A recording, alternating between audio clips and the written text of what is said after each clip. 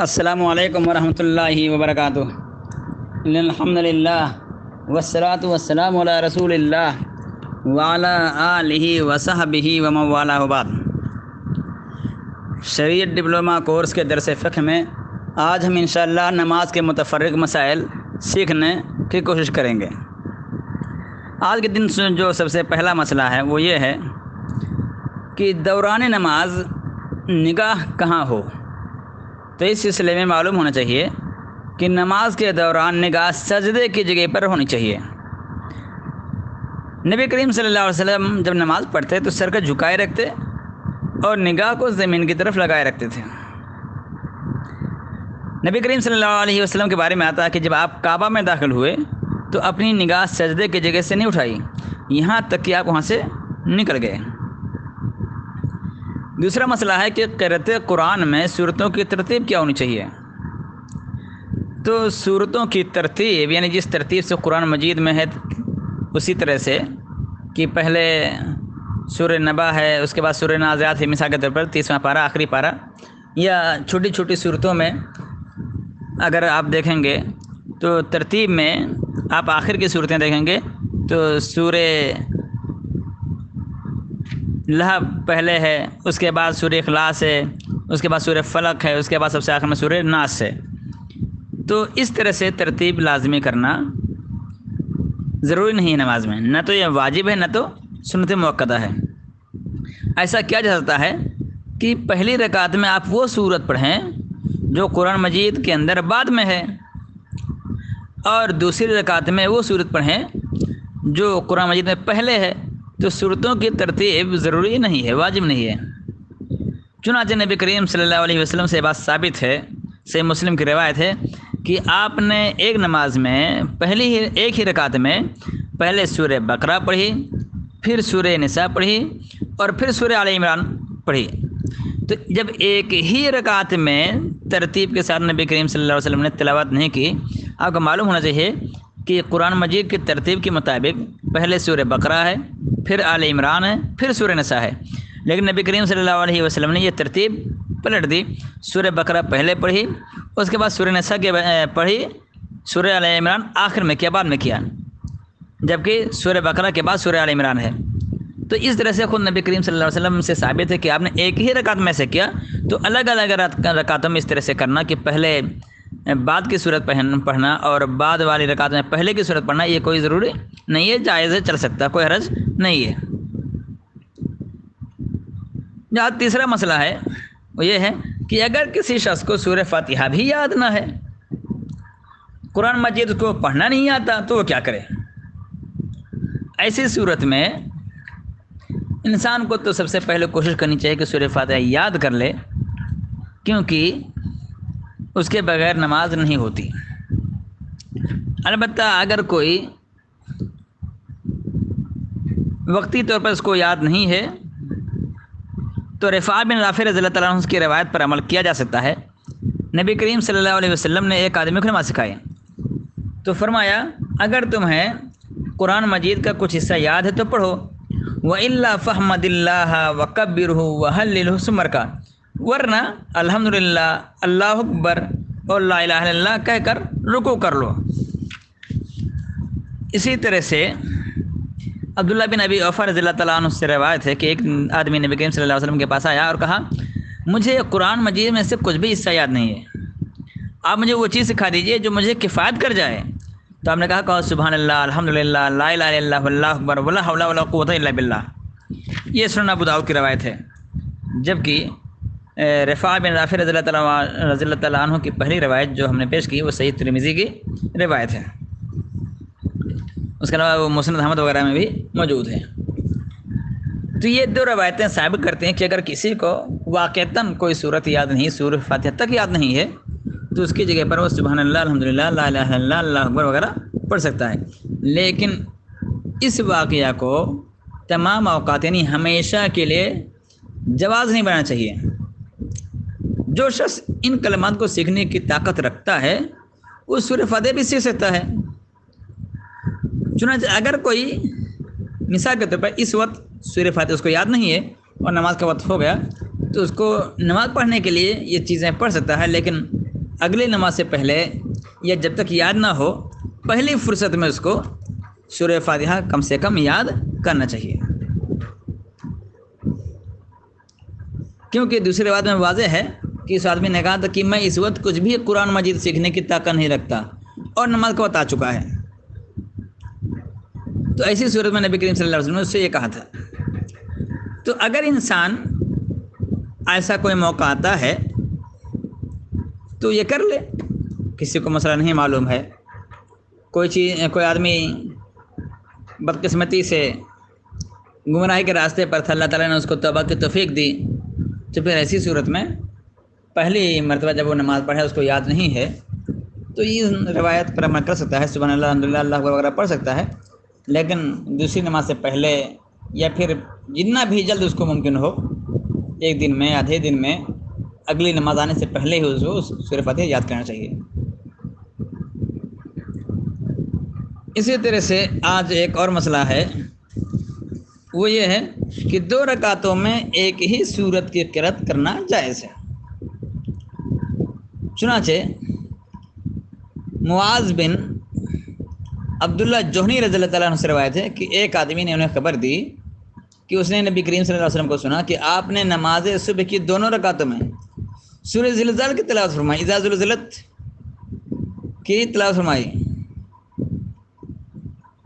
تو ظاہر سی بات ہے جب نبی کریم صلی اللہ علیہ وسلم سے یہ ثابت ہے تو پھر ایسا کرنا درست ہے، جواز کی حد تک، لیکن یہ ہمیشہ کی عادت نہیں بننا چاہیے۔ نبی کریم صلی اللہ علیہ وسلم نے ایک آدھی مرتبہ اس پر عمل کیا ہے۔ اس کے علاوہ ایک اور روایت آتی ہے جس میں ایک صحابی ہر رکعت میں سورہ اخلاص پڑھا کرتے تھے، تو اس سے بھی جواز کا مسئلہ ثابت ہوتا ہے۔ اسی طرح سے ایک اور مسئلہ ہے کہ رکوع اور سجدے میں قرآن مجید پڑھنا منع ہے۔ عبداللہ بن عباس رضی اللہ تعالیٰ عنہما سے روایت ہے کہ نبی کریم صلی اللہ علیہ وسلم نے فرمایا، الا وانی نہیت ان اقرأ القرآن راکعا او ساجدا، لوگوں یاد رکھو مجھے رکوع اور سجدے میں قرآن مجید پڑھنے سے منع کیا گیا ہے۔ تو اس سے مسلم کی روایت ہے، تو رکوع میں یا سجدے میں قرآن مجید کی تلاوت نہیں کرنی چاہیے۔ اب رکوع کی کیفیت کیا ہو وہ بھی بتا دیں۔ ابو مسعود انصاری رضی اللہ تعالیٰ عنہ فرماتے ہیں کہ نبی کریم صلی اللہ علیہ وسلم نے کہا، ایسی نماز کفایت نہیں کرتی جس کے رکوع و سجدہ میں آدمی اپنی پیٹھ بالکل سیدھی نہ کرے۔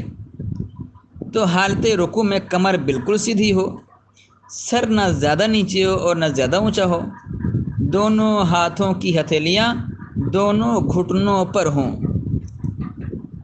تو یہ صحیح مسلم اور صحیح بخاری کی روایت سے ثابت ہے۔ اسی طرح سے نبی کریم صلی اللہ علیہ وسلم نے حکم دیا مسیء صلاۃ کو، جو نماز میں غلطی بار بار کر رہے تھے صحابی، کہ حالت رکوع میں ہتھیلیوں کو گھٹنوں پر رکھو اور انگلیوں کے درمیان فاصلہ کرو، یعنی الگ الگ انگلیاں دور دور ہونی چاہیے، ملی نہیں ہونی چاہیے۔ تو حالت رکوع میں ہتھیلیاں جو ہیں گھٹنے پر رہیں گی اور انگلیاں دور دور رہیں گی، الگ الگ رہیں گی، ملی ہوئی نہیں رہیں گی۔ ایک روایت میں کہ نبی کریم صلی اللہ علیہ وسلم حالت رکوع میں گھٹنوں کو مضبوطی سے پکڑ لیتے اور اپنی کوہنیاں پہلوؤں سے دور رکھتے۔ تو کوہنی کو بغل سے ملانا نہیں چاہیے، پہلو سے ملانا نہیں چاہیے، بھی صحیح نہیں ہے۔ تو کوہنی کو پہلو سے بغل سے الگ رکھنا چاہیے۔ نبی کریم صلی اللہ علیہ وسلم رکوع میں اپنے ہاتھوں کی انگلیاں کھلی رکھتے تھے۔ روایت میں کان اذا رکع فرج بین اصابعہ، جب آپ رکوع کرتے تو اپنی انگلیوں کے درمیان فاصلہ کرتے۔ اسی طرح سے اگلا مسئلہ سجدے کی کیفیت کیا ہونی چاہیے۔ سجدے کی کیفیت، سجدے کے لیے جھکتے وقت پہلے دونوں ہاتھوں کو زمین پر رکھا جائے۔ ابو ہریرہ رضی اللہ عنہ سے روایت ہے، وہ کہتے ہیں کہ نبی کریم صلی اللہ علیہ وسلم نے فرمایا، تم میں سے جب کوئی سجدہ کرے تو اونٹ کی طرح نہ بیٹھے، بلکہ وَلْيَضَعْ يَدَيْهِ قَبْلَ رُكْبَتَيْهِ، اپنے دونوں ہاتھوں کو دونوں گھٹنوں سے پہلے رکھے۔ تو رکوع سے جب انسان سجدے میں جاتا ہے اٹھ کر کے کھڑے تو سجدے میں جاتے وقت انسان کو پہلے اپنا ہاتھ رکھنا چاہیے۔ اسی طرح سے عبداللہ بن عمر رضی اللہ تعالیٰ عنہما سے روایت ہے کہ وہ اپنے ہاتھ گھٹنوں سے پہلے رکھتے تھے اور فرماتے تھے کہ نبی کریم صلی اللہ علیہ وسلم بھی ایسا ہی کرتے تھے۔ یہ عبداللہ بن عمر رضی اللہ تعالیٰ عنہما کی روایت ابن خزیمہ کی ہے، دارقطنی کی ہے، بہقی کی ہے، اسی طرح امام بخاری نے بھی اس کو تعلیقاً روایت کیا ہے۔ جبکہ ابو ہریرہ رضی اللہ تعالیٰ عنہ والی روایت سنن ابو داؤد کی ہے، سنن نسائی کی ہے، دارمی کی ہے، مسند احمد کی ہے، دارقطنی، بہقی وغیرہ کی ہے۔ البتہ کچھ لوگ پہلے گھٹنا رکھنے کے قائل ہیں، ان کی دلیل وائل بن حجر رضی اللہ تعالیٰ عنہ کی روایت ہے۔ وہ کہتے ہیں کہ میں نے نبی کریم صلی اللہ علیہ وسلم کو دیکھا، جب آپ سجدہ کرتے تو دونوں گھٹنے ہاتھوں سے پہلے زمین پر رکھتے، اور جب سجدے کے لیے اٹھتے تو دونوں ہاتھ گھٹنوں سے پہلے اٹھاتے تھے۔ یہ روایت ضعیف ہے، اس لیے اس پر عمل نہیں کیا جائے گا، بلکہ اس کے برعکس ابو ہریرہ رضی اللہ تعالیٰ عنہ اور عبداللہ بن عمر رضی اللہ تعالیٰ عنہ کی روایت پر عمل کرتے ہوئے پہلے دونوں ہاتھ رکھیں گے، پھر گھٹنے رکھیں گے سجدہ کرتے ہوتے۔ اسی طرح سجدہ ہی میں 7 اعضاء یعنی پیشانی کے ساتھ ناک، دونوں ہاتھ، دونوں گھٹنے اور دونوں پاؤں زمین پر لگنے چاہیے۔ 7 اعضاء مطلب دونوں ہاتھ، دونوں گھٹنے اور دونوں پاؤں، اور ایک پیشانی کے ساتھ ناک بھی زمین پر ہونا چاہیے۔ اب عباس رضی اللہ تعالیٰ عنہ سے روایت ہے، نبی کریم صلی اللہ علیہ وسلم نے فرمایا کہ جب آدمی سجدہ کرتا ہے تو اس کے 7 اعضاء بھی سجدہ کرتے ہیں، اس کا چہرہ، اس کے دونوں ہاتھ، اس کے دونوں گھٹنے، اس کے دونوں پیر۔ اسی طرح سے عبداللہ بن عباس رضی اللہ تعالیٰ عنہ کہتے ہیں کہ نبی کریم صلی اللہ علیہ وسلم نے فرمایا مجھے 7 ہڈیوں پر سجدہ کرنے کا حکم دیا گیا ہے۔ پیشانی پر، یہ کہتے ہوئے آپ نے اپنے ناک کی طرف بھی اشارہ کیا۔